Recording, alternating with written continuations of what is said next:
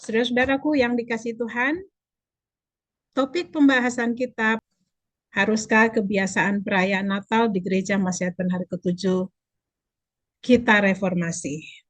Ya, terlebih dahulu sebelum kita memulai, saya mengajak kita untuk mendengarkan renungan doa yang diambil dari kitab Yohanes pasal 4 ayat 23 sampai 24. Firman Tuhan mengatakan sebagai berikut. Tetapi saatnya akan datang, dan sudah tiba sekarang, bahwa penyembah-penyembah benar akan menyembah Bapa dalam roh dan kebenaran. Sebab Bapa menghendaki penyembah-penyembah demikian. Allah itu roh, dan barang siapa menyembah Dia, harus menyembahnya dalam roh dan kebenaran. Saudaraku yang dikasihi Kristus, berdasarkan firman Tuhan dari kitab Yohanes 4 ayat 23 sampai 24 ini, kita adalah umat-umat Tuhan yang mengaku menyembah Bapa. Maka nasihat di sini, kita datang menyembah Allah kita ini harus di dalam roh dan kebenaran. Artinya ini adalah penyembahan yang diterima oleh Bapa. Selain daripada itu adalah tidak diterima. Karena Bapa menghendaki penyembah-penyembah yang demikian, yaitu menyembahnya dalam roh dan kebenaran. Inilah renungan awal sebelum kita membahas secara mendalam topik yang menarik untuk webinar pada saat ini. Oleh sebab itu, untuk membukanya, saya mengajak kita semua, saudara-saudaraku, mari kita bertelut, memohon berkat Tuhan dalam doa. Mari saudara-saudara kita bertelut. Bapa kami yang bersemayam dalam kerajaan sorga, terpujilah namamu dari dahulu sekarang, bahkan sampai selama-lamanya. Oleh karena besar kemurahan Tuhan, kasih Tuhan sudah berlaku atas kehidupan kami, sehingga kami boleh bertemu kembali di Sabat sore hari ini di dalam webinar yang ke-53 ini. Kami mau mempelajari firman-Mu teristimewa mengenai perayaan Natal di antara umat Tuhan. Kami mohon kiranya Engkau memberkati kami, mengurapi hamba-Mu yang berbicara maupun semua saudara-saudara kami yang mendengarkan. Biarlah kami semua boleh datang ke hadapan Tuhan untuk memperbincangkan firman Tuhan ini melalui roh dan kebenaran, agar kami didapati benar di hadapan Tuhan, menjadi layak disebut anak-anak-Mu yang setia. Biarlah roh-Mu menuntun kami, dan biarlah hanya Engkau yang kami tinggikan dan pemulihkan.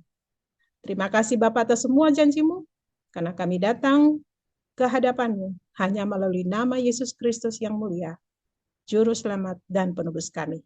Amin.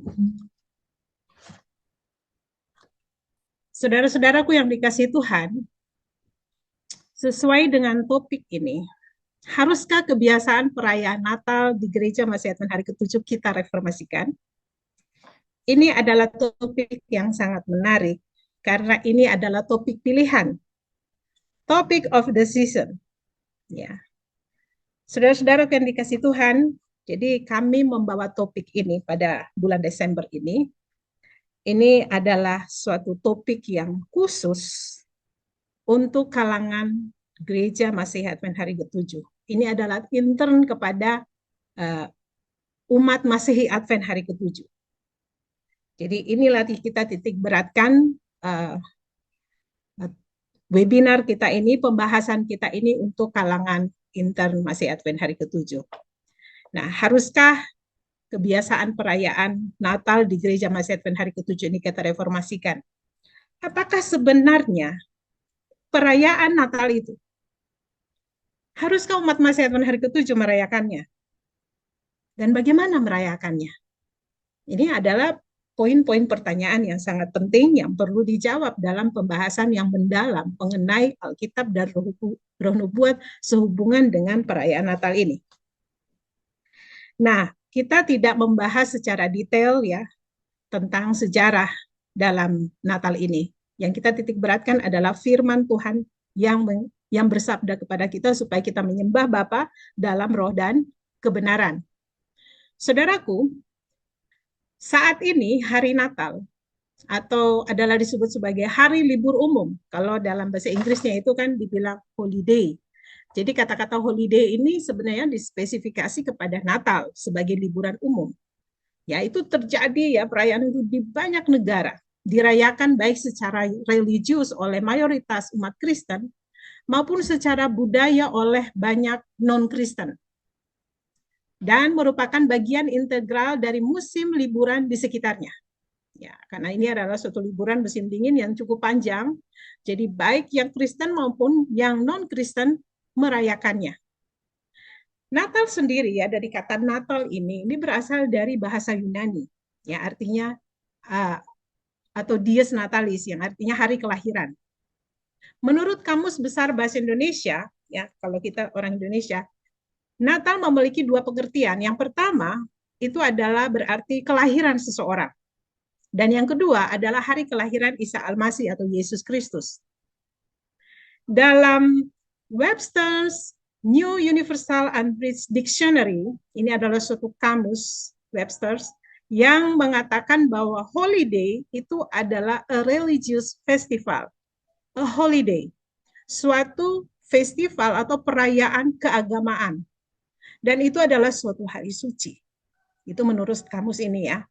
Nah, saudara-saudaraku yang dikasih Tuhan, kita lihat bahwa Natal ini ya atau hari, kalau Natal adalah hari kelahiran, itu siapa yang merayakannya? Pertama sekali. Nah, seorang sejarawan ya mencatat ya, banyak sejarawan Alkitab mencatat, dan ini saudara bisa lihat di website outspots.com. Ya, jadi para ahli Alkitab mengatakan bahwa perayaan hari lahir itu pertama sekali dirayakan itu 3.000 tahun sebelum kelahiran Kristus. Siapa yang diperingati hari lahirnya itu adalah Firaun. Kita tahu Mesir adalah peradaban dunia yang tertua. Sebelum lahir peradaban-peradaban yang lain. Jadi hari lahirnya Firaun ini mereka anggap sebagai hari kelahiran dewa mereka. Kemudian ya, perkembangan selanjutnya dalam sejarah, orang-orang Yunani pun mengadopsinya ya untuk memperingati hari lahir dewa mereka, dan juga orang Romawi kuno. Mereka memperingati hari lahir dewa mereka. Alkitab mencatat ya di Kejadian 40 ayat 20, kita baca di sana, dan terjadilah pada hari ketiga, hari kelahiran Firaun, maka Firaun mengadakan perjamuan untuk semua pegawainya. Ia meninggikan kepala juru minum dan kepala juru roti itu di tengah-tengah pegawainya. Nah, ini dicatat di Alkitab ya, bahwa memang Firaun ya, raja kafir ini ya, dia merayakan hari kelahirannya. Ya. Dan di Matius pasal 4 ayat 14 ayat 6 juga mencatat di sana, tetapi pada hari ulang tahun Herodes, ya Herodes ini orang Romawi ya, menarilah anak perempuan Herodias di tengah-tengah mereka dan menyukakan hati Herodes. Dan Herodes ini juga ya dianggap rakyatnya sebagai suara dewa sewaktu dia berpidato. Ini Kisah 12 ayat 21. Jadi baik orang Mesir maupun orang Romawi yang dahulu, mereka menganggap raja mereka ini sebagai dewa mereka, dan hari kelahiran mereka itu dirayakan. Dan Alkitab dari Kejadian sampai Wahyu tidak ada mencatat di sana bahwa ada perayaan umat Tuhan, hari kelahiran umat Tuhan. Apalagi dia adalah seorang nabi atau seorang yang di bangsa Israel seperti bangsa rajanya, ya, yang dirayakan hari ulang tahunnya, itu tidak ada dicatat, saudara. Saudara bisa membaca ya, Alkitab tidak pernah kita temukan. Yang kita temukan adalah perayaan-perayaan ulang tahun dari raja-raja orang kafir ini, yaitu orang Mesir kuno dan Romawi kuno. Saudaraku, nah, sehubungan dengan perayaan Natal yang kita identifikasi, kita tujukan kepada hari kelahiran Kristus, ya. Ada beberapa kutipan dari Roh Nubuat yang tampaknya mengindikasikan bahwa orang Advent boleh merayakan Natal. Bolehkah demikian? Ya kan? Nah, ini saya ambil salah satu dua kutipan di sini. mewakili sejumlah kutipan-kutipan yang lain yang sama yang ada baik di Rumah Tangga Advent, Nasihat bagi Sidang, letter and manuscript, ya. Jadi di sini sama, pada prinsipnya sama. Jadi sekelumit atau sekilas kita ambil kutipan itu, Ellen White mengatakan biarlah kita ingat bahwa hari raya Natal itu dirayakan untuk mengingat hari lahir Juru Selamat dunia. Natal itu dirayakan memperingati hari kelahiran Kristus. Inilah yang amanat kepada orang muda, halaman 309 paragraf 2 dan Review and Herald 11 Desember 1888 artikel A paragraf yang ke-11 mengatakan. Saudaraku yang dikasihi Tuhan, berdasarkan berbagai kutipan ini yang ada di Roh Nubuat, maka banyak pendapat bermunculan. Nah, ini saya ambil terutama dari para pemimpin utama dari Gereja Masih Advent Hari ke-7. Ya, Presiden GC Ted Wilson, Dot Batchelor, dan Pendeta Randy Skidz. Ya, kita lihat di sini bahwa pendapat mereka mengatakan bahwa tidak ada bukti perayaan Natal itu dari abad pertama sampai abad keempat. Ya. Karena semua ini berkaitan dengan pagan. Yaitu suatu hari libur, ya, seharusnya dilakukan untuk kegiatan penginjilan, ya, menurut pendapat para pendeta ini. Dan Ellen G. White tidak menyalahkan perayaan Natal itu, tetapi itu dilakukan untuk menolong orang, ya, untuk melakukan kegiatan pelayanan penginjilan. Dan itu bukan hari kelahiran Kristus. Dan itu adalah tradisi yang dilakukan oleh banyak orang. Namun dalam menyatakan pernyataan-pernyataan ini, di dalam acara-acara yang mereka adakan, selalu musik-musik Natal yang berhubungan dengan Natal. Jadi perayaan Natal ini, ya, jadi berhubungan dengan baik musik-musiknya, baik pohon Natalnya, ya, baik kostum-kostumnya, dan berbagai perhiasan-perhiasan itu yang berhubungan dengan Christmas celebration ini. Nah, ini berarti walaupun kita menyatakan bahwa itu adalah kebiasaan kekafiran, tapi kita melakukannya itu kan sama dengan kita merayakannya. Yang lebih poin yang saya lihat di sini dari Pendeta Manuel Milan, dia seorang pendeta dari SDA Church, Stuart Burton, Victoria, Amerika Serikat, mengatakan bahwa Yesus itu sudah dikandung di bulan Desember. Jadi kita boleh merayakan Natal. Padahal Natal itu menurut kamus bahasanya itu adalah hari kelahiran, bukan hari di mana seseorang dikandung oleh ibunya. Kan itu sudah tidak cocok, ya kan? Jadi ini pendapat-pendapat yang ada, ya, sebagai orang-orang Masih Advent Hari ke-7 yang diajarkan di antara kita. Saudara-saudaraku, kita lihat di sini, dari pendapat-pendapat seperti ini, mari kita lihat misi khusus daripada umat Masehi Advent Hari ke-7. Apa pekabaran yang diberikan kepada kita sejak datangnya pergerakan ini? Sejak 1844.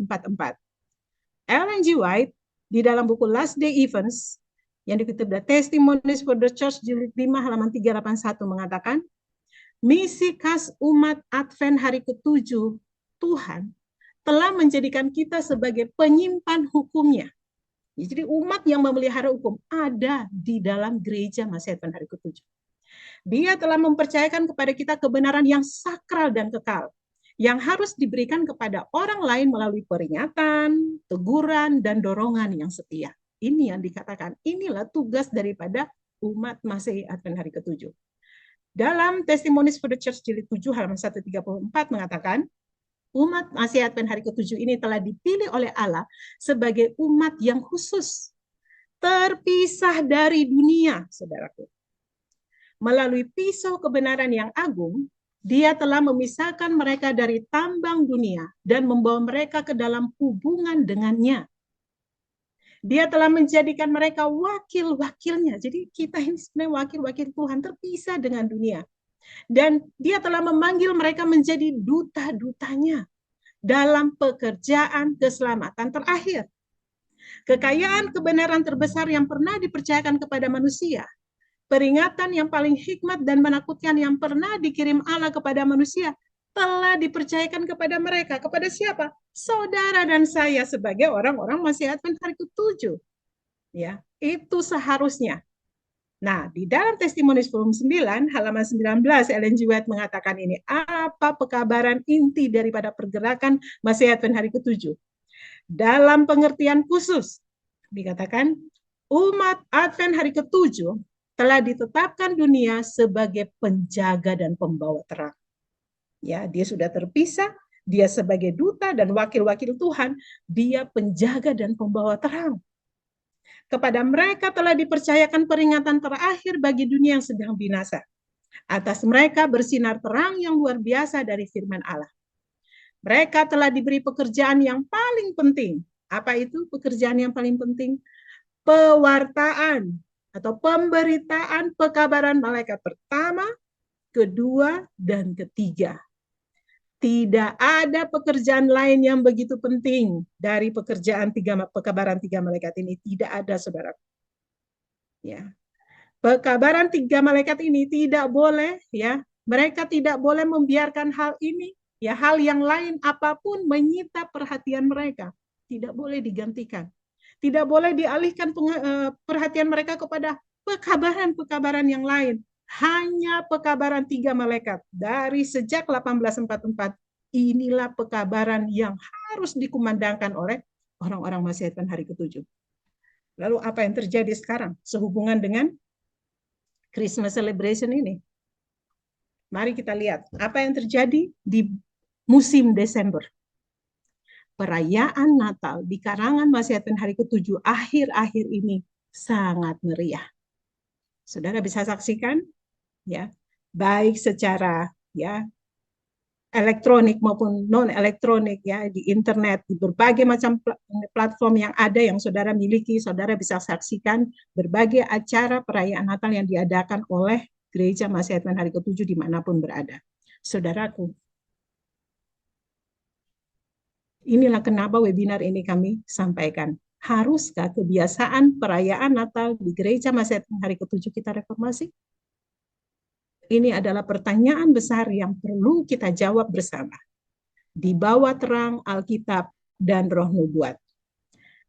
Mari sebelum kita membahas mengenai firman Tuhan, kita datang kepada sejarah. Namun, saudaraku, kita tidak akan membahas detail karena pasti saudara-saudara juga mengetahui sejarah. Banyak dalam website saudara bisa temukan, ya, hal mengenai sejarah bagaimana perayaan hari Natal ini dirayakan.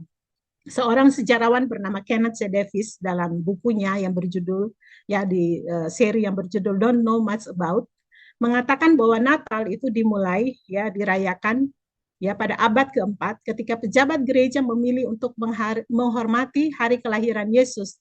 Tetapi beberapa kebiasaan yang kita kaitkan dengan hari raya ini sebenarnya berasal dari tradisi pagan kuno yang merayakan titik balik matahari musim dingin. Ya, itu pendapat sejarawan Kenneth Davis. Dan E.J. Wagoner dalam bukunya Present Truth UK, Juli 27, 1893, halaman 264, paragraf 2 mengatakan, Natal yaitu hari raya yang dirayakan pada titik balik matahari musim dingin. Ya, di Roma pagan dahulu itu dirayakan pesta Saturnus atau pesta dewa matahari, kelahiran kembali dewa matahari atau Baal dari Babilonia. Nah, pesta ini sebagaimana diatur oleh Caligula, itu Julius Caesar, berlangsung selama 5 hari. Kendali bebas diberikan untuk mabuk-mabukan dan pesta pora. Ya, jadi itulah dalam pesta ini, di titik balik musim dingin ini, mereka merayakan pesta yang mabuk-mabukan, pesta pora yang sangat, ya, inilah namanya pagan, ya, inilah keadaannya. Dan menurut Berosus, ahli sejarawan Babylon, mengatakan inilah tepatnya cara perayaan mabuk-mabukan di bulan Tebet, yaitu bulan Desember. Ini diadakan. Dengan kata lain, perayaan Bakus, yaitu perayaan yang tidak senonoh di Babylon ini, dirayakan di Babylon. Dan banyak dari perayaan-perayaan ini masih tetap dipelihara di negeri-negeri Kristen dalam bentuk yang sama. Apa itu? Lilin-lilin di beberapa bagian Inggris dinyalakan pada malam Natal dan digunakan selama musim perayaan berlangsung. Sama juga dinyalakan oleh orang-orang pagan pada malam hari raya Dewa Babylon. Jadi baik Babylon, ya, maupun Roma, inilah kebiasaan mereka dalam memperingati dewa mereka, ya, untuk menghormati dewa mereka. Ya, jadi karena ini adalah salah satu ciri khas dari pemujaan adalah penyalaan lilin di altarnya. Ini pun masuk kepada kekristenan. Nah, pohon Natal juga katanya yang sekarang begitu umum di antara kita, juga umum di Roma pagan dan Mesir pagan. Jadi bukan sekarang ya, itu juga ada sudah ada dari zaman dahulu dalam memuja dewa-dewa mereka ini ya. Selain lilin ya, pohon Natal pun ya itu dibuat untuk menghormati dewa mereka ini. Nah, beberapa tradisi yang sangat terkait dengan Natal, yaitu perayaan hari kelahiran ini, memiliki sejarah yang sangat panjang, itu bahkan mendahului kelahiran Yesus sendiri, yaitu dimulai dari Mesir kuno 3000 tahun sebelum tarik Masehi. Nah, kekristenan awalnya berusaha menjauhkan diri dari praktek-praktek pagan ini. Sehingga kaisar-kaisar Romawi yang bertobat menjadi Kristen seperti Konstantin di abad yang keempat, permulaan abad keempat, dia berkuasa dari 332 ya. Dia berusaha untuk menutup situs-situs kuno, melarang ritual, dan mengakhiri pertandingan-pertandingan olahraga yang untuk menghormati dewa-dewa pagan.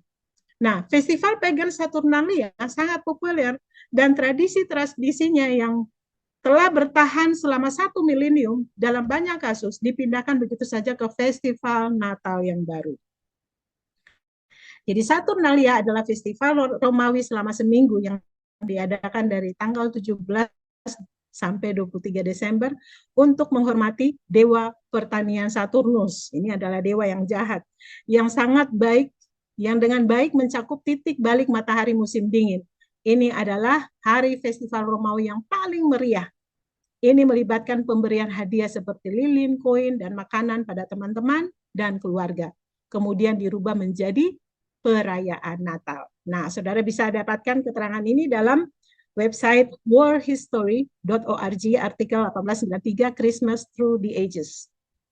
Nah, Ellen G. White pun memberikan keterangan dalam buku The Great Controversy halaman 49 dan 50 mengenai kekafiran masuk dalam gereja Kristen. Dikatakan sebagai berikut, sedikit demi sedikit, mula-mula secara sembunyi-sembunyi dan diam-diam, kemudian semakin terbuka. Setelah semakin bertambah kuat dan semakin menguasai pikiran manusia, rahasia kejahatan itu menampakkan kejahatan penipuan dan penghujatannya. Hampir tidak bisa disadari kebiasaan-kebiasaan kekafiran mendapatkan jalan memasuki gereja Kristen. Ya, kalau kita lihat di dalam gambar ini adalah salib ya dalam periode Kristen. Setelah kematian para rasul satu persatu mulai mati syahid, maka gereja Kristen mengalami namanya masa kejatuhan kerohanian. Ya, kenapa? Karena kekafiran mulai sedikit demi sedikit masuk di dalam persekutuan umat Allah, gereja Kristen. Nah, kegelapan tampaknya semakin kelam. Penyembahan berhala menjadi semakin umum. Kenapa? Karena orang-orang kafir banyak yang ditobatkan masuk ke dalam gereja Kristen. Ya, dekret yang dikeluarkan oleh Kaisar Konstantin, ya kan, dia menjadi seorang Kristen secara nama tetapi kafir di dalam hati, membuat banyak orang menjadi Kristen dan dikasih hadiah ribuan. Ya, orang-orang kafir ini mereka masuk membawa semua pendapat-pendapat dan doktrin-doktrin kekafiran, ajaran-ajaran kekafiran di dalam gereja Kristen. Ya. Lilin-lilin dinyalakan di depan patung-patung, doa-doa diucapkan di depan patung-patung itu. Ya, hal-hal yang tidak masuk akal dan kebiasaan tahyul merajalela di antara umat Tuhan. Ya. Pikiran manusia sama sekali telah dikuasai tahyul, sehingga pertimbangan sehat tampaknya sudah hilang. Kompromi kekristenan dan kekafiran mengakibatkan munculnya manusia durhaka, yaitu kepausan. Sehingga inilah yang disebut zaman kegelapan agama. Kekafiran masuk ke dalam sidang Kristen. Jadi kita lihat kenapa sampai ada Natal. Ada tokoh yang lain yang menonjol di dalam perayaan Natal, ya, itu adalah Sinterklaas. Ini adalah suatu cerita rakyat. Ya, suatu cerita yang bukan yang sebenarnya berkembang dari Eropa sampai Amerika. Jadi adalah tokoh budaya yang semakin berkembang dari yang muncul pada saat perayaan Natal. Saudaraku yang dikasih Tuhan, kita lihat Natal itu kan ya yang dianggap sebagai kelahiran Kristus, tapi muncul tokoh ini. Nah, sebenarnya ya seharusnya Kristus adalah tokoh utama. Tetapi kenapa ada Sinterklaas yang diberi penghormatan juga di dalam perayaan Natal ini? Dan kita tahu tidak ada di Alkitab menjelaskan mengenai ada Sinterklas, ya kan? Jadi ini adalah sesuatu yang budaya yang dibawa ke dalam perayaan Natal sehubungan dengan kekristenan itu sendiri, dan juga pohon Natal, ya, tradisi-tradisi yang identik ya kuno dahulu dengan pohon Natal ini. Ya. Sejumlah tradisi yang identik dilakukan pada perayaan Natal, ya, seperti merupakan penyerapan kebudayaan Barat, ya, seperti pohon Natal yang dihiasi dengan lampu. Ya, awalnya lilin yang dibuat dari lemak tubuh korban pengorbanan yang dibakar untuk pengorbanan dewa-dewa mereka, ya. Kemudian pohon Natal digantung dengan bola-bola, itu kepala korban pengorbanan yang dipegal pada zaman dahulu pada masa kekafiran dahulu. Nah, namun pada abad ke-18 mulai berkembang di Eropa. Ya, ini sumber dari website Christmas History, penulis dari Alan Williams. Jadi saya bisa highlight di sini yang kita sudah bahas mengenai sejarah ini. Kita tidak akan panjang lebar. Jadi kita mengetahui bahwa Natal, yaitu perayaan hari lahir, adalah hari raya pagan. Asal muasalnya dari sejarah. Bahwa ritual modern yang sekarang diajarkan dengan ritual pagan kuno itu menghormati Saturnus, dewa Saturnus, dan juga dewa-dewa Mesir kuno dan Babylon dan lain-lain. Demikian juga pohon Natal berhubungan dengan ritual pagan. Natal benar-benar hari raya, ya, festival keagamaan. Menghormati dewa jahat Saturnus berarti ketidakhormatan diberikan kepada Yehova, Yesus Kristus, Sang Pencipta langit dan bumi. Jadi ini yang bisa kita lihat dari sejarah. Nah, kapan perayaan Natal ini dikristenkan? Jadi kita semakin menarik ya, kita semakin datang kepada inti kapan perayaan Natal ini dikristenkan. Seorang sejarawan, Tim Dowie, dalam bukunya Edelman Handbook to the History of Christianity mengatakan, gereja Kristen mengadopsi banyak ide dan gambaran pagan. Dari penyembahan matahari misalnya, muncul perayaan kelahiran Kristus pada tanggal 25 Desember. Hari kelahiran matahari, dewa matahari, Saturnalia. Pada festival musim dingin Romawi pada tanggal 17 sampai 21 Desember. Yang menyediakan kegembiraan, pemberian hadiah, lilin yang merupakan ciri khas dari hari raya Natal berikutnya. Beberapa adat pagan yang kemudian dikristenkan, misalnya penggunaan lilin, dupa, karangan bunga, dan awalnya dihindari oleh gereja karena melambangkan paganisme. Ingat, sudah dari sebelum Masehi. Jadi waktu gereja Kristen yang mula-mula bercampurnya orang-orang yang baru bertobat dari kekafiran ini ke dalam sidang Kristen, itu mula-mula itu ditolak oleh gereja. Karena sudah jelas-jelas pada masa itu, kalau saudara hidup di masa mula-mula itu tahu bahwa itu adalah paganisme yang mau masuk ke dalam gereja Kristen, saudaraku. Ini ada sebuah berita surat kabar, ya ini pada Desember, ya tertanggal 23 Desember 1935, Associated Press Chicago yang diterbitkan di Chicago di sana, Amerika. Dikatakan di sini ada seorang sejarawan dari gereja, ya sejarawan gereja dari Universitas Chicago, yaitu Profesor William Warren Sweet. Dia mengatakan sebagai berikut. Semangat Natal ditelusuri kembali dalam sejarah hari ini dan diidentifikasikan sebagai musuh masyarakat yang pernah ada. Jadi Natal ini sebenarnya awalnya itu musuh masyarakat yang pernah ada. Kenapa? Karena memang dikaitkan dengan paganisme. Nah, dicap sebagai penjahat kafir, musuh dan penjahat kafir. Semangat ini diusir dari New England oleh kaum Puritan pada tahun 1659.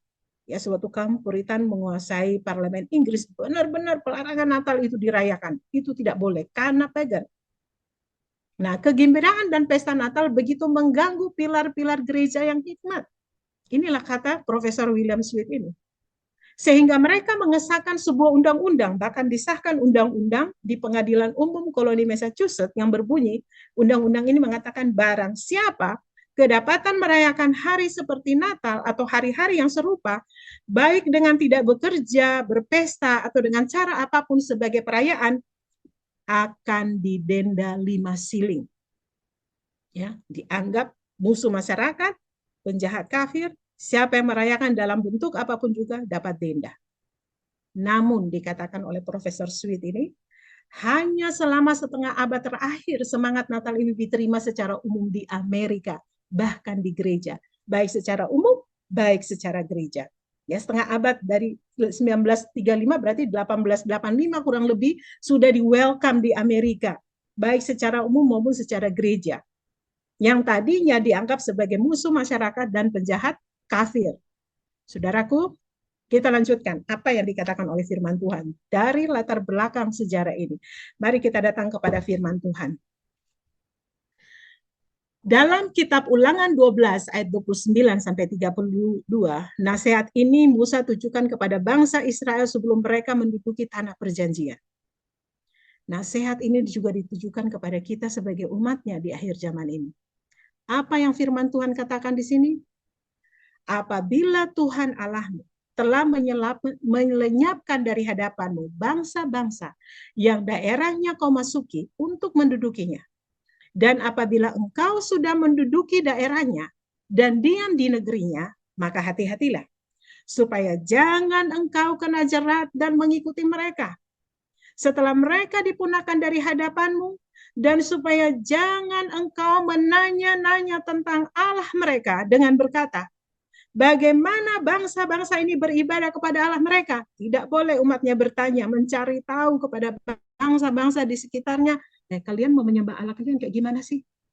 Peribadatannya tidak boleh, dilarang Tuhan. Tidak boleh, ini jangan. Kata-kata peringatan ini tegas dari Tuhan. Jangan kamu bertanya mengenai mereka beribadah kepada Allah mereka. Aku pun mau berlaku begitu. Jangan engkau berbuat seperti itu terhadap Tuhan Allahmu. Sebab segala yang menjadi kekejian bagi Tuhan, apa yang dibencinya, itulah yang dilakukan mereka bagi Allah mereka. Bahkan anak-anaknya laki-laki dan anak-anaknya perempuan dibakar mereka dengan api bagi Allah mereka. Ini sama dengan perayaan Saturnalia. Segala yang kuperintahkan kepadamu, kata Tuhan, haruslah kamu lakukan dengan setia. Janganlah engkau menambahinya ataupun menguranginya. Ini perintah yang sangat tegas. Dan ini adalah peringatan yang Tuhan berikan kepada kita saat ini. Dalam Kolose 2 ayat 8, dalam literal translation yang saya ambil di sini, Rasul Paulus mengatakan, perhatikanlah supaya jangan ada orang yang akan menawan kamu melalui filsafat dan tipu daya yang sia-sia menurut tradisi manusia. Berdasarkan kaidah-kaidah dunia dan bukan menurut Kristus. Jangan. Ini peringatan juga. Larangan. Sama seperti 10 hukum. Jangan mencuri, jangan membunuh, jangan bersinah, jangan mengucapkan. Jangan. Ini adalah perintah. Supaya tidak mengikuti ya filosofi manusia, tradisi manusia. Markus 7:13 juga mengatakan, dengan demikian firman Allah kamu nyatakan tidak berlaku demi adat istiadat yang kamu ikuti itu dan banyak hal lain seperti itu yang kamu lakukan. Ini umatnya tidak boleh mengikuti filsafat, tradisi, kebiasaan manusia, adat istiadat tidak boleh dilakukan oleh umatnya. Nah, inti pertanyaan kita, ya, inilah poinnya. Statement-statement di dalam Roh Nubuat supaya kita melihat dengan cermat, dengan baik-baik. Apa maksudnya statement-statement Roh Nubuat berikut ini? Ellen G. White mengatakan dalam Adventist Home, halaman 477 paragraf 1. Ya, seperti yang saya kutip di depan dari buku Nasihat kepada Orang Muda dan juga di dalam Review and Herald tadi bahwa hari Natal itu diperingati untuk hari kelahiran Yesus katanya. Dalam sekalimat itu. Tapi kita tidak boleh lepas dengan penjelasan-penjelasan yang mendahulunya. Nah, di buku Adventist Home itu saudara bisa baca di pasal yang ke-76 dan 77 dia berbicara mengenai holiday, itu maksudnya hari Natal, hari libur. Ya, bagaimana itu harus sebagai pegangan kita. Nah, Natal sebagai suatu hari raya holiday, hari suci atau hari libur, ya terjemahan kita. Natal akan segera tiba adalah nada yang dikumandangkan di seluruh dunia kita dari timur ke barat dan dari utara ke selatan. Bagi kaum muda, mereka yang sudah dewasa dan bahkan yang sudah tua, ini adalah masa kegembiraan umum. Masa kegembiraan umum ini bukannya masa kegembiraan orang Advent, bukan, umum yang di luar sana yang dilakukan, baik dari timur sampai ke barat, utara sampai ke selatan.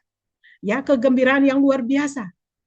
Namun apakah Natal itu sehingga harus menuntut ya begitu banyak perhatian? Ellen G. White menjelaskan di paragraf yang kedua, halaman sama ya, 477, supaya jangan kita membaca di paragraf-paragraf awal, kita abaikan hanya untuk mengikuti paragraf-paragraf selanjutnya tanpa terlepas dari penjelasan sebelumnya. Jadi ini kita harus baca selengkapnya. Nah, di sini Ellen G. White mengatakan, tanggal 25 Desember diperkirakan adalah hari kelahiran Yesus Kristus dan telah menjadi kebiasaan umum. Ini bukan kebiasaan orang Advent maksudnya, kebiasaan umum di Kristen di luar sana menghormati hari itu sebagai hari kelahiran Yesus 25 Desember. Dijelaskan selanjutnya, tetapi tidak ada kepastian yang benar-benar dapat dipercaya bahwa kita sedang memelihara hari kelahiran Juru Selamat. Sejarah tidak memberikan kepastian kepada kita tanggal yang tepat mengenai hari Natal itu. Tidak ada tercatat dalam sejarah, dalam kitab suci, tidak ada. Ya. Tidak ada disebutkan tanggal 25 itu adalah hari kelahiran Yesus. Ya, tidak ada petunjuk di sana. Kitab suci juga tidak memberikan kepada kita waktu dan tanggal kelahiran Kristus yang tepat. Nah, perhatikan yang saya bold ini dengan warna yang berbeda. Jika Tuhan menganggap begitu penting hari itu untuk keselamatan kita, sudah tentu dibicarakan melalui para nabi dan para rasul. Artinya Tuhan tidak menganggap bahwa hari kelahiran itu harus diketahui dan menjadi unsur keselamatan bagi kita. Tidak, saudaraku. Janji kelahiran Kristus itu diberikan kepada umatnya dahulu, bangsa Yahudi, bahwa Yesus akan lahir di tengah-tengah mereka. Tetapi mereka tidak menyambutnya. Yang menyambutnya cuma gembala-gembala yang di padang dan orang Majus membawa persembahan. Ya, 3 raja-raja orang Majus itu. Bangsa Yahudi sendiri mereka tidak tahu. Itu malah petaka bagi mereka pada waktu itu. Hari kelahiran Kristus begitu penting karena sudah dijanjikan sejak dari Eden, Kejadian 3 ayat 15. Kristus harus datang. Mesias yang dijanjikan akan lahir dari antara mereka. Di Bethlehem, Efrata, bahkan Mika menyebutnya. Tapi mereka tidak bersedia. Mereka tidak menyambutnya. Untuk kita sekarang, sebagai orang-orang masih Advent hari ke-7 untuk keselamatan. Kenapa? Karena kalau itu sudah menjadi bagian dari keselamatan kita, dia akan kasih tahu tanggal 25 Desember itu benar hari kelahiran Yesus. Tidak ada. Dia akan kasih tahu melalui para nabi dan para rasul. Sehingga kita dapat mengetahui segala sesuatu mengenai waktu dan tanggal kelahiran itu. Membongkarnya kitab suci terhadap pokok persoalan ini menjadi suatu bukti bagi kita bahwa masalah tanggal lahir itu disembunyikan karena ada maksud-maksud tertentu dan yang paling bijaksana dari Tuhan. Saudara, jadi Tuhan sudah menganggap itu adalah maksud yang paling bijaksana. Tujuan yang paling bijaksana. Siapakah kita manusia ini? Sehingga menganggap bahwa itu adalah hari kelahiran Yesus. Sehingga turut merayakan sama seperti dunia merayakannya. Apakah kita lebih bijaksana dari Tuhan? Tuhan sudah mengatakan itu tidak penting. Tidak menganggap itu bagi keselamatan kita. Tapi kenapa kita melakukannya? Lalu apa yang terpenting daripada pelayanan Kristus ini? Apakah kelahirannya kah? Bukan hanya kelahirannya itu, saudaraku. Kita tidak sampai di kelahiran dan stop di situ. Ada pekerjaan besar pelayanan Kristus yang harus kita perhatikan dengan hikmat. Nanti kutipannya ada di depan. Kita lanjutkan. Dalam Reviewon Herald 9 Desember 1884 paragraf 3 mengatakan, tidak ada kekudusan ilahi yang berdiam pada tanggal 25 Desember. Dan tidaklah menyenangkan bagi Allah jika sesuatu menyangkut keselamatan manusia melalui pengorbanan tak terbatas yang dilakukan bagi mereka harus diselewengkan dari tujuan yang diakui. Tidak ada kekudusan ilahi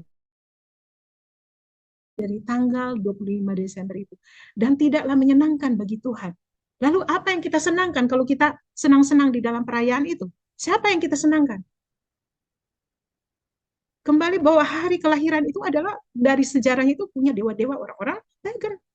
Lalu kita menyamakan Allah kita dengan dewa itu. Apakah Kristus itu ya lahir dan harus diketahui? Kita tahu bahwa dia itu sebenarnya sudah ada dari dahulu kala. Dari zaman dahulu kala sudah berada bersama-sama dengan Tuhan. Makanya tidak perlu hari kelahirannya dikasih tahu. Karena memang dia bukan baru ada pada hari waktu Maryam melahirkannya. Bukan. Itulah kenapa Allah menyembunyikan hari dan tanggal itu. Tidak ada kekudusan ilahi di situ.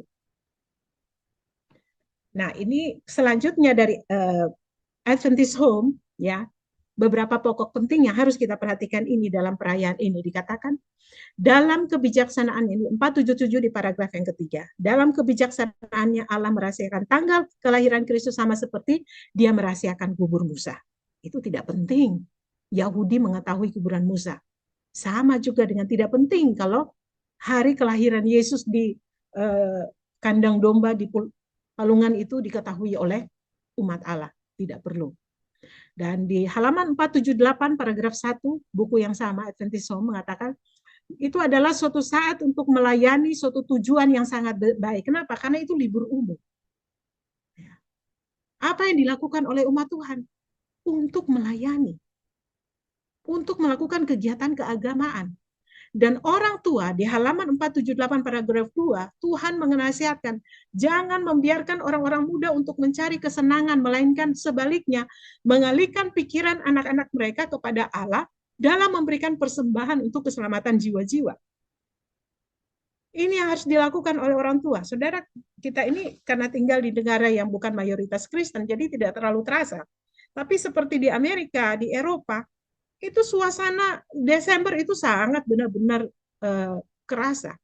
Dan adalah suatu hari libur. Apa yang harus kita lakukan? Daripada anak-anakmu dibiarkan untuk ikut dalam perayaan-perayaan bersama orang-orang di luar sana, mari alihkan pikiran mereka kepada Allah dan memberikan persembahan kepada siapa? Kepada Tuhan demi keselamatan jiwa-jiwa. Di halaman 479, paragraf 1 mengatakan, dan persembahan yang disarankan di dalam musim liburan ini, itu adalah untuk apa? Membeli buku-buku rohani. Ya, memberikan persembahan kepada saudara kita buku-buku rohani supaya mereka semakin dekat kepada Tuhan. Bukan menghabiskannya dalam makanan, minuman, permainan. Nah, inilah yang dilarang, saudaraku. Halaman 480 paragraf yang keempat. Kristus harusnya menjadi objek utama. Ya, kalau kita menganggap bahwa itu adalah musim atau perayaan di mana dia dihormati kelahirannya. Tetapi saat Natal dirayakan, kemuliaan beralih dari Kristus dan pergi kepada manusia. Saling tukar-menukar kado. Yang ulang tahun siapa, yang dapat hadiahnya siapa. Ya kan? Ini kebiasaan-kebiasaan yang tidak disetujui di dalam penjelasan ini. Nah, apa tujuan daripada hari libur ini untuk diisi? Sebenarnya apa yang dilakukan oleh umat Tuhan? Ya, karena itu sangat panjang. Setahun bekerja, di akhir tahun libur ngumpul, apa yang dilakukan? Ellen G. White masih di dalam ini di pasal yang ke-76, halaman 476 paragraf 2 mengatakan, hari libur itu memberikan kesempatan kepada kita untuk melakukan pelayanan misionaris. Itu maksudnya, ini awal dari ditulisnya bagaimana kita merayakan, bukan merayakan, mengisi hari libur Natal itu. Nah, halaman 472 mengatakan, saya telah melihat bahayanya bahwa seharusnya tidak digunakan hari-hari libur kita itu, maksudnya Christmas ya, hari-hari libur di musim Christmas ini, menurut kebiasaan dunia, itu tidak boleh. Namun demikian, janganlah dilaksanakan sedemikian rupa tanpa memperhatikan, karena ini dapat membawa kekecewaan kepada anak-anak kita. Kalau ada waktu hari libur seperti ini tidak mau mengalami bahaya, biarlah orang tua mempelajari keadaan agar mereka terhindar dari hiburan yang berbahaya. Apa hiburan yang berbahaya? Nah, nanti kita akan dapatkan. Karena bayangan kejahatan telah terbuka kepada anak-anak kita. Ya, di luar sana banyak sekali liburan bahaya. Ya, terbuka kejahatan bagi anak-anak kita. Dengan demikian, anak-anak itu tidak akan menjadi jahat oleh kepelisiran dan rangsangan dunia. Kenapa? Karena mereka sudah dikumpulkan ya untuk kegiatan pelayanan misionaris, untuk melakukan ibadah. Berilah pengertian kepada anak-anakmu, ini tugas orang tua, bahwa engkau memperhatikan kebaikan dan kebahagiaan mereka. Jadi tanamkan kepada anak-anak kita, kenapa harus kita lakukan ya di dalam gereja kita, di dalam rumah tangga kita, rumah tangga umat Allah, supaya mereka memahami, tidak ikut kepelesiran seperti yang dunia lakukan. Nah, melalui penelitian manusia terhadap hari-hari libur, baik para anggota gereja maupun orang-orang dunia telah dididik untuk mempercayai bahwa hari-hari itu diisi untuk bermalas-malas. Ya. Itu perlu untuk menunjang kesehatan dan kebahagiaan. Tapi kenyataannya membuktikan bahwa hari-hari libur itu penuh dengan kejahatan. Kita berusaha dengan sungguh-sungguh menjadikan hari-hari libur semenarik mungkin bagi orang-orang muda dan anak-anak kita. Sementara mengubah peraturan-peraturan yang berlaku, tujuan kita ialah menjauhkan mereka dari suasana hiburan orang-orang yang tidak beriman, saudaraku. Jadi hiburan-hiburan yang berbahaya, yang mengandung kepelisiran-kepelisiran dan rangsang-rangsang itu pemborosan, makan, minum, berpakaian, permainan-permainan, dan yang lebih parah lagi, ini dilakukan pada hari Sabat. Ya. Sangat menyedihkan. Ya. Menaruh pohon Natal dan menghiasinya, itulah yang dilarang di sini. Tetapi apa yang dilakukan di sini? Ini harus dilakukan untuk persembahan kepada Tuhan. Bagaimana dengan pohon Natal? Inilah kutipannya 482. Haruskah kita memiliki pohon Natal? Tuhan akan sangat senang jika pada hari Natal setiap gereja memiliki pohon Natal yang di atasnya akan digantung persembahan. Ingat ya, saya underline, pohon Natal itu adalah untuk menggantung persembahan, baik besar maupun kecil untuk rumah-rumah ibadah. Ini yang bold warnanya merah ini, kita kalau baca di sini, kenapa penulis mencatat mengenai pohon Natal ini? Karena, ya catatan, artikel ini merujuk pada proyek-proyek pembangunan saat ini ya, pembangunan gereja begitu banyak ya, sehingga perlu persembahan. Nah, karena prinsip-prinsip yang ditetapkan dalam hubungan ini berlaku saat ini, referensi khusus ini ditinggalkan dalam artikel ini. Inilah latar belakang kenapa ada pohon Natal. Ya. Surat-surat pertanyaan telah datang kepada kami menanyakan, haruskah kita memiliki pohon Natal? Tidakkah itu seperti dunia? Nah, kami menjawab, Anda dapat membuatnya seperti dunia jika Anda memiliki kecenderungan untuk melakukannya. Apa itu pohon Natal seperti dunia? Menghiasnya dengan apel-apel emas dan perak, yang seperti di gambar ini. Hiasan-hiasan itu hiburan, itu kepelesiran. Ini yang dilarang Tuhan. Tetapi Anda dapat membuatnya tidak seperti dunia sebisa mungkin. Tidak ada dosa khusus dalam memilih pohon cemara yang harum dan meletakkannya di gereja-gereja kita, tetapi dosa terletak dari motif yang mendorongnya. Untuk bertindak penggunaan yang dibuat dari hadiah-hadiah yang diletakkan di pohon itu. Ingat, di awal kalimat itu yang digantungkan di sana itu adalah persembahan-persembahan. Memberikan persembahan kepada Kristus. Saudaraku, Ellen G. White mengatakan, jadi pohon-pohon Natal ini, baik tinggi maupun lebar yang diatur dalam ruangan itu, ya, pohon Natal itu dipenuhi dengan buah emas dan perak dari kemurahan hatimu, bukan buah emas perak yang sebenarnya. Itu ada dalam bentuk persembahan yang diserahkan ya sebagai hadiah Natal untuk disumbangkan oleh permintaan doa bagi pembangunan gereja-gereja. Janganlah para orang tua salah memberi pengertian bahwa dengan ditempatkan pohon Natal yang hijau di dalam gereja menjadi hiburan bagi para pelajar sekolah Sabat dan dianggap menjadi suatu dosa karena maksud Natal dapat menjadi berkat. Ya, karena itu musim liburan, ya banyak orang memberikan persembahan untuk Tuhan. Inilah maksudnya. Jadi tanamkan dalam pikiran mereka perlunya mengadakan tujuan kedermawanan. Apapun yang menjadi pendapat orang dalam tujuan mengumpulkan persembahan ini, tetapi ini bukanlah sekedar hiburan. Tapi apa yang kita lihat? Apakah itu persembahan atau hanya perhiasan, suatu sekedar hiburan bahwa pohon Natal kita tuh indah. Nah, ini yang dimaksudkan di dalam kutipan ini. Dan pada saat Ellen G. White ya mengatakan ini, itu pembangunan gereja-gereja itu sedang terjadi di mana-mana.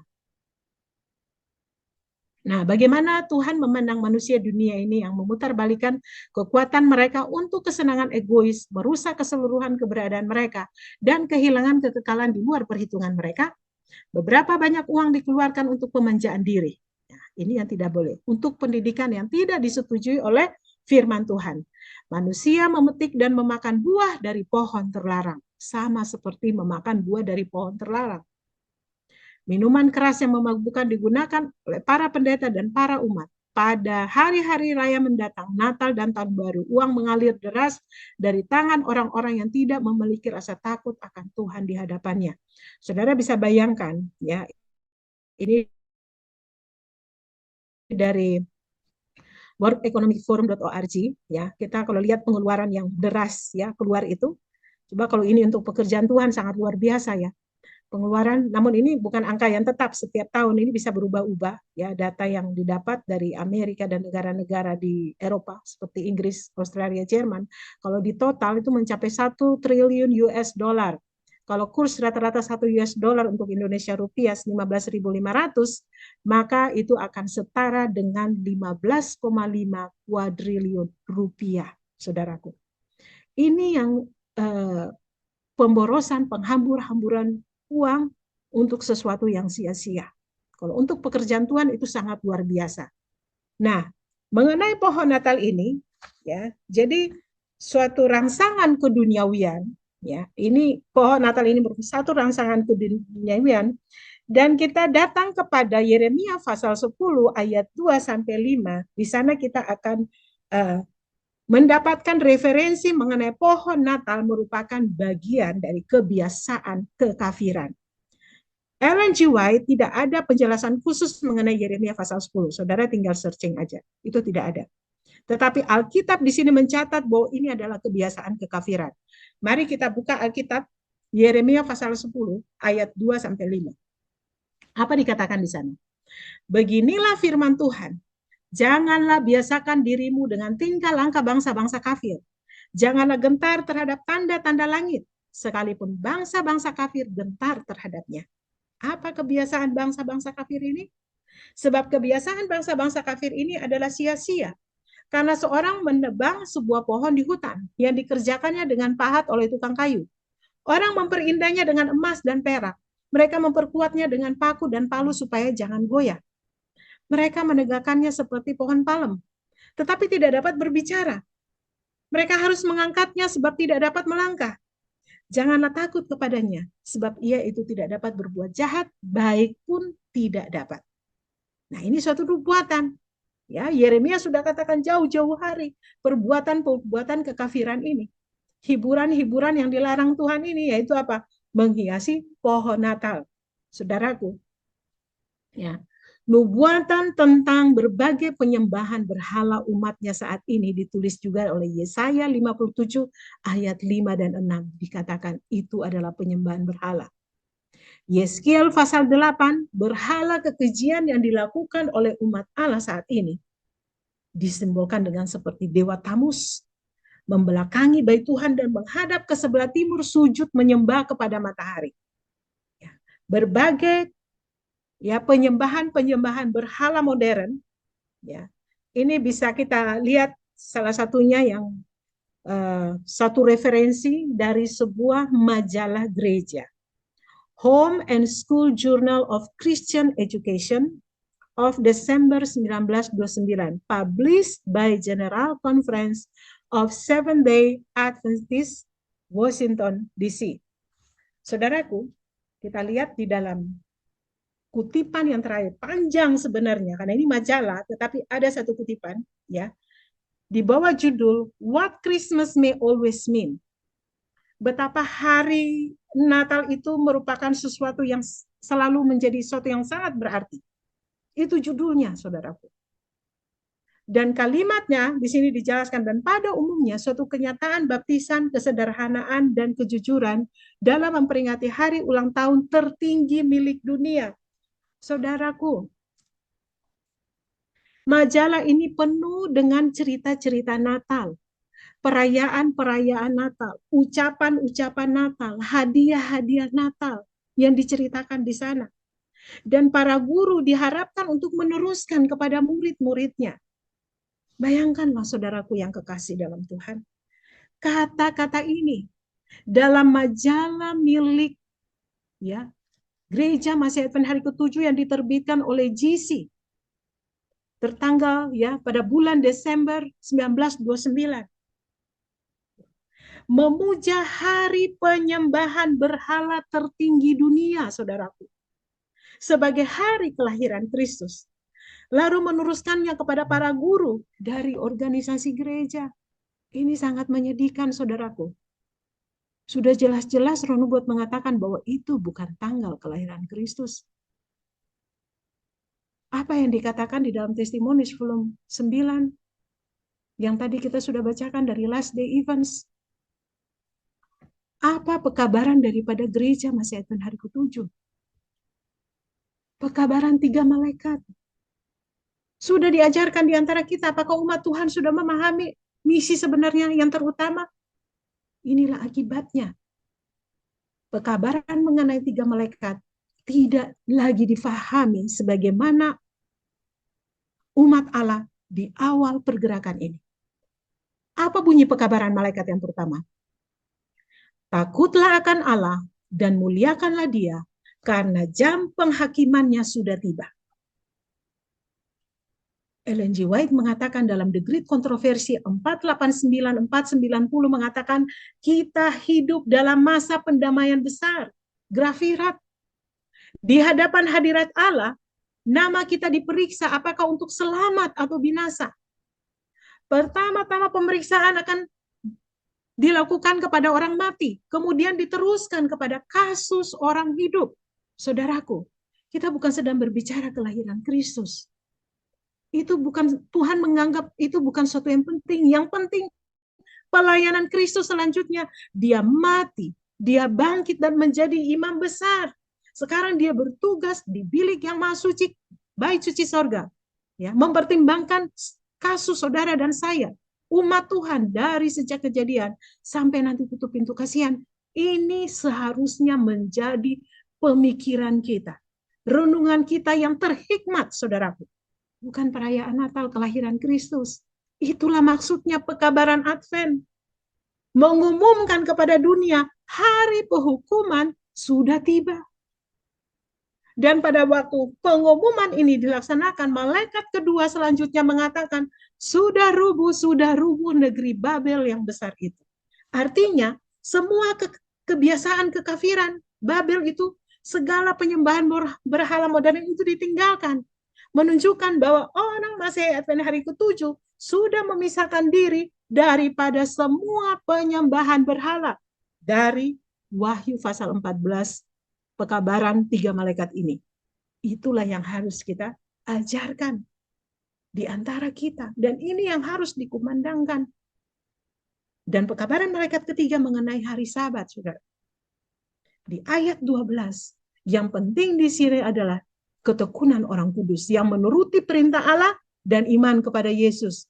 Bukan tradisi dunia, saudara. Orang kudus milik Tuhan adalah mereka menuruti perintah Allah dan iman kepada Yesus. Kalau seorang pagan, Mesir pagan, ya, atau Romawi pagan bertanya kepada kita sebagai orang Advent, ya, yang memberitakan pekabaran 3 malaikat, yang menganggap bahwa kita sudah terpisah dengan gereja-gereja, karena yang di luar sana disebut Babel. Mengumumkan bahwa Babel itu sudah rubuh. Semua penyembahan kekafiran itu sudah rubuh. Sejak 1844, saudaraku. Ya. Lalu bagaimana kalau kita turut merayakan hari Natal itu? Turut mengucapkan dan mengisi berbagai macam acara, membuat hadiah-hadiah, tukar-menukar kado, dan lain sebagainya. Sama seperti yang di luar sana lakukan.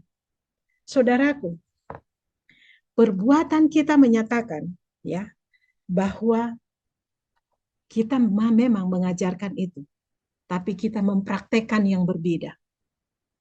Di mata orang-orang yang tidak kenal kebenaran ini, mereka kalau tahu apa yang diajarkan, doktrin kita, bagaimana penilaian mereka kepada kita?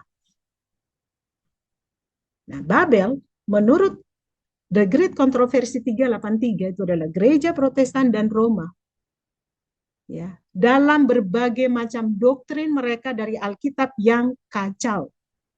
Sehingga menimbulkan berbagai macam sekte. Ya, lihat banyak gereja-gereja Protestan mengikuti contoh Roma yang memiliki hubungan yang tidak adil dengan raja-raja di bumi. Dan istilah Babel, yaitu yang berarti kekacauan, dapat secara tepat diterapkan pada badan-badan ini. Itulah yang disebut Babel. Yang semuanya memiliki doktrin mereka dari Alkitab, tetapi terbagi menjadi sekte-sekte yang jumlahnya hampir tak terhitung dengan kepercayaan dan teori yang saling bertentangan. Advent berbeda. Advent bukan Babel. Advent justru mengumumkan sejak 1844 sudah rubuh negeri Babel yang besar itu. Pekabaran malaikat yang kedua. Terus kenapa jadi sama? Bukannya sudah mengumumkan sejak 1844? Apa yang terjadi di sini? Umatnya sudah semakin mirip dengan dunia. Dan ini dirayakan pada hari Sabat. Jadi hari yang paling tersuci, yang paling meriah, yang disebut holiday, yang Tuhan sebut holiday, itulah hari yang tercatat di dalam Keluaran 20 ayat 8 sampai 11. Salah satu hukum Tuhan dari 10 hukum yang berhubungan dengan waktu itu hanya hari Sabat. Ingatlah kamu akan hari Sabat supaya dijaga kesuciannya. Remember the Sabbath day to keep it holy. Dan Yesaya 58 ayat 13 dan 14 mengatakan apabila engkau tidak menginjak-injak hukum Sabat dan tidak melakukan urusanmu pada hari kudusku. Apabila engkau menyebut hari Sabat, hari kenikmatan, hari kudus Tuhan, hari yang mulia, holiday. Apabila engkau menghormatinya dengan tidak menjalankan segala acaramu dan dengan tidak mengurus urusanmu atau berkata omong kosong, maka engkau akan bersenang-senang karena Tuhan. Saudaraku, inilah hukum hari Sabat. Inilah kebenaran yang kita kumandangkan, yang kita akan bawakan kepada dunia. Tidak ada hari yang lain lebih istimewa dari sini. Tidak ada hukum yang mengatakan kita harus memperingati hari kelahirannya. Karena bukan berarti Kristus itu baru lahir sewaktu dilahirkan oleh Maryam. Kristus itu kan sudah ada dari sejak dahulu kala. Ya kan? Dan perayaan Natal ini, saudaraku, ini dirayakan pada hari Sabat, saudaraku. Ini yang membuat kekejian itu. Ini yang digambarkan dalam Yesaya pasal 57 dan Yeskiel pasal 38, pasal 8, maaf. Kekafiran masuk di dalam peribadatan umat Allah. Ya. Ini juga adalah kegedapan dari Wahyu pasal 3, 13 ayat 3. Maka tampaklah kepadaku salah satu kepala seperti kera luka yang membahayakan hidupnya. Tetapi luka yang membahayakan hidupnya itu sembuh. Seluruh dunia heran, wonder, ya seluruh dunia kagum, lalu mengikuti binatang itu. Pelajaran topik mengenai Wahyu pasal 13 kita sudah webinarkan juga. Silakan saudara bisa lihat di link YouTube Pekabaran Bagi Zaman Ini. Ya, di webinar nomor 12 dan 13 kita membahas mengenai Wahyu 13. Nah, yang menarik di sini apa kaitannya dengan penyembahan Natal? Kita lihat bahwa dari di atas kepala-kepala ini, ya kalau kita perhatikan binatang macan tutul ini memiliki 7 kepala. Salah satu adalah yang luka yang membahayakan hidupnya. Semuanya ya di atas kepala ini ada hujat. Satu kepala ini adalah kepausan, itulah yang terluka yang membahayakan hidupnya. Dan 6 kepala lainnya ini adalah ya gereja-gereja Protestan yang reformasi. Salah satunya adalah Advent. Kenapa disebut seluruh dunia heran kepada binatang itu? Berarti semua kepala-kepala ini, dunia Kristen ini sudah mengikuti roh binatang itu, keduniawian itu.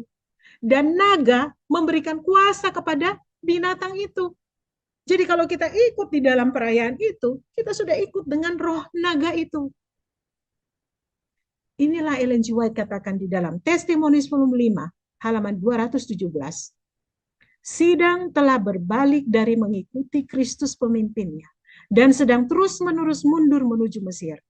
Namun ada sebagian kecil yang waspada atau tercengang karena mereka kekurangan kuasa rohani.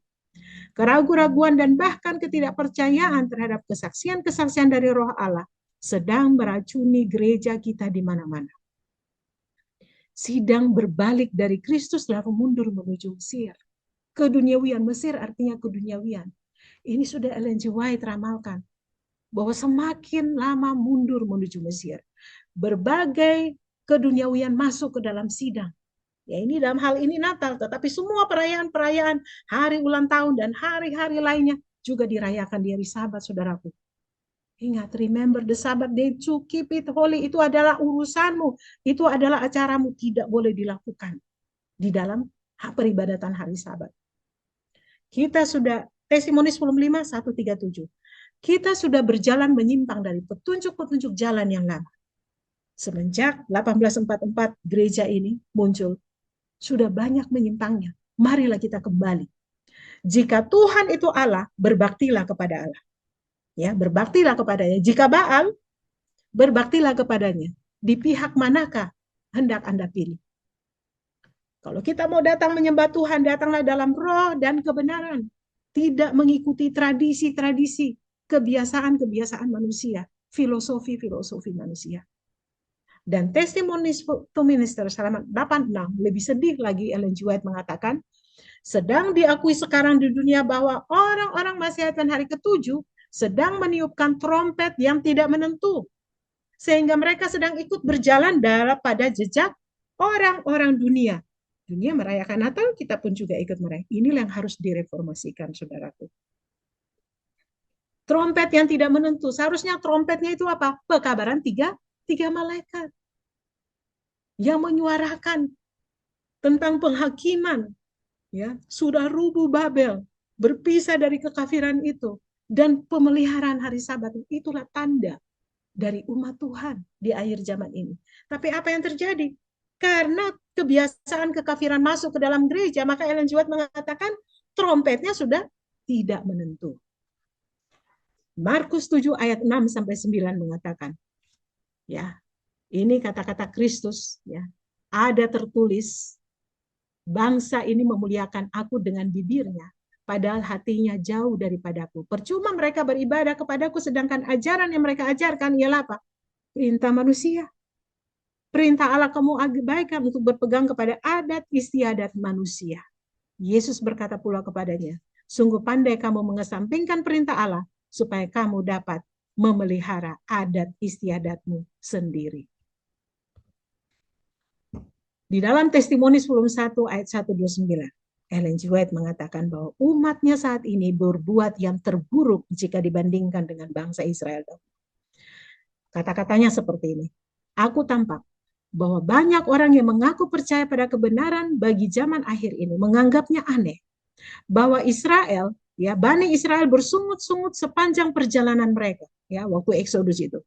Bahwa setelah berbagai campur tangan Allah yang begitu indah bagi mereka, mereka sangat tidak bersyukur sedemikian rupa sehingga mereka lupa akan apa yang telah dilakukannya bagi mereka.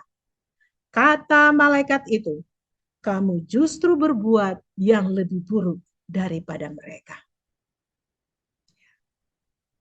Kalau kita melakukan, ya, tradisi-tradisi manusia, ya, mundur menuju Mesir, ke duniawian masuk ke dalam sidang saat ini, karena sudah banyak pelajaran di dalam Alkitab, di dalam Roh Nubuat, sudah banyak pelajaran bagi kita sekarang. Sudah banyak contoh-contoh yang kita bisa lihat, tetapi kita melakukan yang sama. Kata malaikat itu, kamu justru berbuat yang terburuk. Nah, apa yang akan, ya, terjadi bagi mereka yang melakukan kebiasaan orang kafir ini? Kalau kita baca selanjutnya di Yeremia pasal 10 tadi yang di ayat 5 mengenai pohon-pohon Natal itu, di ayat 15, ya, ini terjemahan literal, mengatakan, mereka adalah kesia-siaan, hasil karya cemoohan. Ya, jadi pohon Natal itu adalah kesia-siaan dan itu adalah hasil karya cemoohan. Dalam penghukuman dikatakan mereka akan binasa. Yeskiel pasal 9 ayat 4 dan 5. Ini juga kita sudah webinarkan di webinar pasal nomor 5 ya. Dan juga di webinar 4 ya, dan di webinar-webinar yang lain ada kaitannya dengan Yeskiel 9, Yeremia 44, 45, 46, 45 maksud saya, berbicara mengenai kitab Yeskiel ini. Saudara bisa mendapatkan penjelasan di sana. Di dua ayat ini kita lihat firman Tuhan kepadanya, berjalanlah dari tengah-tengah kota, yaitu Yerusalem, dan bubuhlah tanda pada dahi orang-orang yang berkeluh kesah dan menangis karena segala perbuatan keji yang dilakukan di sana. Dan kepada yang lainnya aku mendengar dia berfirman, ikutilah dia dari belakang melalui kota itu dan pukullah sampai mati. Jangan merasa sayang dan jangan kenal belas kasihan. Saudaraku, ini sedang berbicara mengenai penyucian sidang Masehat dan hari ke-7. Saudara bisa mendapatkan penjelasan yang mendetail di webinar yang kelima, Hari Tuhan yang Besar dan Mengerikan, di link YouTube Pekabaran Bagi Zaman Ini. Silakan saudara saksikan di sana. Jadi setelah Yeremia pasal 8, Yeskiel pasal 8 dia berbicara mengenai penyembahan berhala di antara umat Tuhan, dan Yeskiel pasal 9 dia berbicara sidang disucikan. Ya, Ellen G. White mengkaitkannya dengan penyucian sidang Masehi Advent hari ke-7. Silakan saudara mendapatkan penjelasan lebih mendetail di sana.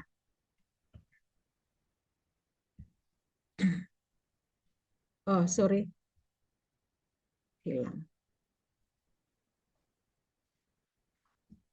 Nah, kita lanjutkan ya.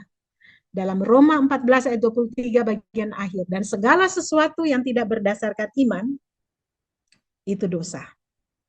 Ya. Jadi kalau dosa, upah dosa adalah maut. Ya kan? Roma 6 ayat 23. Jadi kalau ini tidak berdasarkan iman, itu dosa. Tidak ada di dalam sejarah, di dalam Alkitab, dan Roh Nubuat mencatat kita harus merayakan Natal. Yosua 24 ayat 15 mengatakan, pilihlah pada hari ini kepada siapa kamu akan beribadah. Tetapi aku dan seisi rumahku kami akan beribadah kepada Tuhan. 2 Korintus 6 ayat 15 dan 17, persamaan apakah yang terdapat di antara Kristus dan Belial? Tidak sama, saudaraku. 2 Korintus 13 ayat 5, periksalah akan dirimu sendiri. Kalau kamu berada dalam iman, ujilah dirimu sendiri, atau tidak tahukah kamu ya kenal akan dirimu sendiri bahwa Yesus Kristus berada di dalam kamu, terkecuali kamu bercela. Jadi saudaraku yang dikasihi Tuhan, di dalam pembahasan yang begitu panjang tadi, saya bisa highlight di sini ya, kebiasaan kekafiran, ya, kebiasaan perayaan Natal di dalam gereja Masehi hari ke-7 yang harus kita reformasikan, ya. Jadi kita tahu bahwa tanggal 25 Desember itu bukanlah hari kesucian atau yang disebut holy day. Dalam kebenaran itu bukan, sebab hanya merupakan perayaan, hanya perayaan hari Sabat itulah satu-satunya yang disebut hari suci, holy day. Nah, merayakan ini merupakan bentuk penyembahan berhala modern, suatu pelanggaran terhadap hukum Allah, ya, pelanggaran terhadap Keluaran 20 ayat 8 dan Yesaya 58 ayat 13. Dan sebagaimana dinubuatkan dalam Yesaya 57, Yeskiel pasal 8 dan Yeremia 10, dan akan mendapatkan hukuman Allah. Dan teristimewa, kekejian ini sudah menjadi kebiasaan dirayakan pada hari Sabat.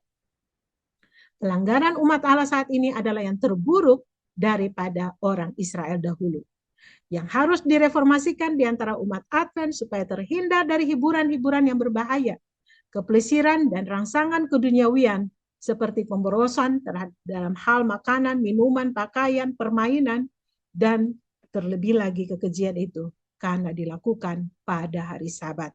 Ya, sedangkan hari-hari lain aja tidak ada suatu statement di dalam firman Tuhan yang mengatakan bahwa kita harus merayakannya. Apalagi ini dirayakan pada hari Sabat. Dan Tuhan sudah menubuatkan dalam Yeskiel pasal 9 bahwa Tuhan akan menyucikan sidangnya dari semua kekejian yang dilakukan di sana. Saudaraku yang dikasihi Tuhan, demikianlah pembahasan kita mengenai perayaan Natal yang harus direformasikan di antara kita sebagai umat Masehi Advent hari ke-7. Kiranya Tuhan memberkati. Praise the Lord, praise the Lord. Let the earth hear his voice. Praise the Lord, praise the Lord. Let the people rejoice.